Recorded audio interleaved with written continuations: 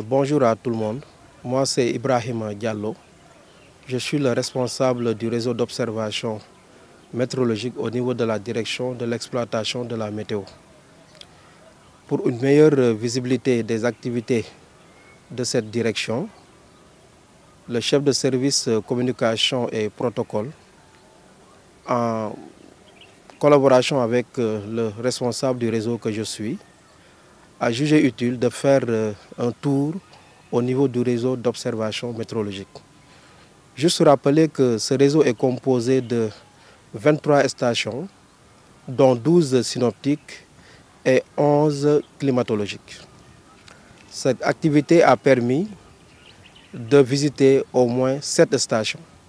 Une station principale, la station de Tambacounda, 2 stations synoptiques secondaires, la station de Kaolack et la station de Kolda. Et pour terminer, nous avons visité 4 stations climatologiques. La station de Mbour, la station de Fatick, puis la station de Goudiri et terminée par la station de Vélingara. Cette activité a permis de rencontrer des observateurs et des chefs de station qui, dans un premier temps, ont déjà évoqué l'amélioration de leurs conditions de travail. Parce que la plupart de ces stations étaient abritées ou logées soit à l'ISRA ou en tout cas dans des endroits qui n'appartenaient pas à l'ANACIM.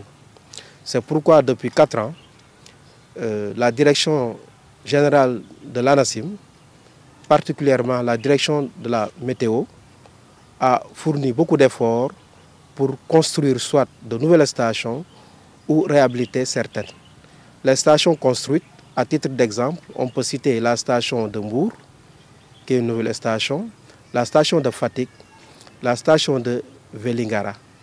Pour les stations réhabilitées, on peut citer la station de Kolda ou la station de Goudiri. Juste rappeler qu'une station météo est essentiellement composée d'un parc météo et d'une salle d'observation. Au niveau du parc, de même que la salle d'observation, des instruments de mesure y sont installés. Donc l'observateur de service, quel est son travail? À H-10, il part au niveau du parc, collecter des données, ensuite les consigner sur un carnet d'observation, revenir au bureau après son tour d'horizon, faire des calculs pour générer d'autres paramètres qui ne sont pas mesurés mais calculés, tels que la température du point de rosée ou la tension de vapeur. Ensuite, ces données sont codifiées sous forme de messages et envoyées à qui de droit. Donc, il élabore différents types de messages. Donc, durant ce tour, au niveau des stations, ils nous ont expliqué leur travail, c'est-à-dire l'observation et les différents services rendus. Au niveau des services rendus, ils font des messages destinés à l'aéronautique comme le METAR, les SPECI.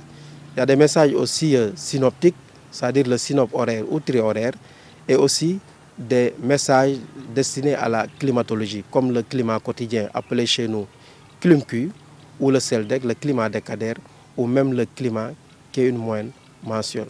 Donc voilà un peu ramassé le travail effectué au niveau de nos différentes stations.